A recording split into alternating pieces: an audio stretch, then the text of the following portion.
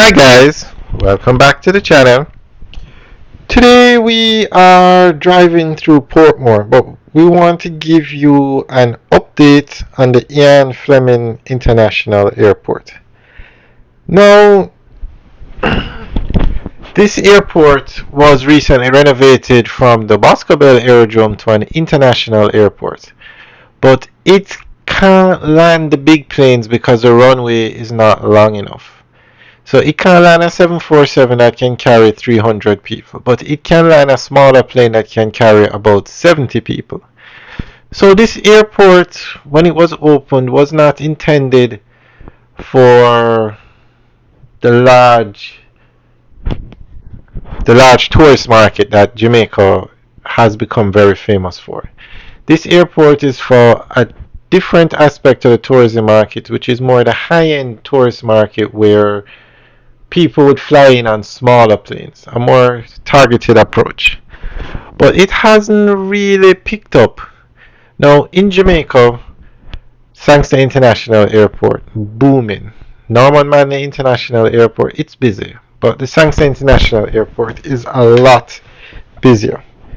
So, the government is still committed to the Ian Fleming International Airport and that type of high-end tourists. So we are going to give you an update on what's going on with the airport to give you an idea of the plan moving forward. Minister of Tourism Honorable Edmund Bartlett says the Ian Fleming International Airport at Boscobel in St. Mary has all the right tools to be a powerful marketing magnet for Jamaica. Mr. Bartlett, who was speaking to reporters at a recent function at the Moon Palace Hotel in Ocho St. Anne, said even though the airport is named after non-Jamaican, late British author Ian Fleming, the massive international name recognition and appeal, especially when we factor in the worldwide success of the James Bond movie franchise, justifies the move in going in that direction.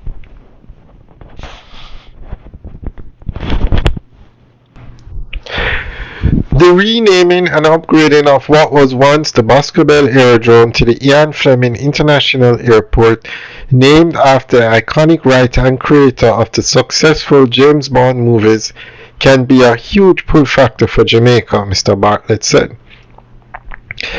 Mr. Fleming, who wrote the James Bond novels from his villa in nearby Aracabessa and lived in Jamaica for a significant portion of his life, has strong ties to the area, making the change from Boscobel to Ian Fleming a fitting tribute, he added. Mr. Bartlett said that the association with Ian Fleming and the James Bond series brings with it myriad adventures for the tourism sector, arguing that the international recognition and global popularity of the James Bond franchise can serve as a powerful marketing tool for Jamaica, enticing fans of the iconic 007 spy movies to visit the island and explore the locations that played a part in the creation and filming of the series. Also by association, Jamaica as the place where the creativity emerged has enabled Mr. Fleming to write 13 James Bond novels, provides a very strong appeal. Importantly also, the market segment to which Jamaica is appealing is one to which the name Ian Fleming would have significant relevance, he said. Mr. Bartlett further pointed out that the strategic targeting of the higher end of the leisure market is a critical element of the development and expansion of the tourist industry going forward. Our achievement in the mass end of the market has formed the backbone of the tourist industry for many years. However, we recognize that there are other elements of the market that can add significant value. If Jamaica is able to attract them to our country, he said. Mr. Fleming fell in love with Jamaica on his first visit in 1943. The Jamaican British author's time was the playground for the rich and famous. Katharine Hepburn, Noel Coward, Errol Flynn, and others were regular visitors to the island. Mr. Coward, Mr. Fleming's neighbor, was best man at his marriage to Anne Fleming at the town hall in Port Maria, St. Mary. Mr. Fleming loved Jamaica and for nearly 20 years retreated to the island where he wrote the 12 novels and short stories that features James Bond. He died in England on August 12, 1964 and was buried in Kent.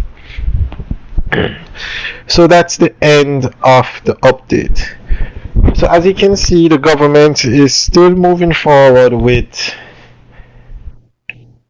the basically there are no plans to expand the airport to attract the bigger planes because this airport they're still going to use it for the smaller planes and a different aspect of the tourist market, which would be the high-end tourist market.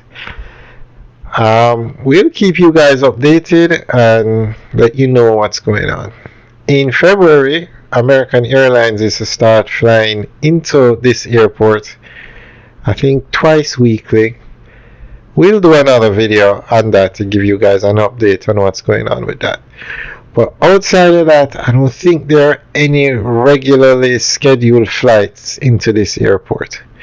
So we will keep you guys updated and let you know what's going on.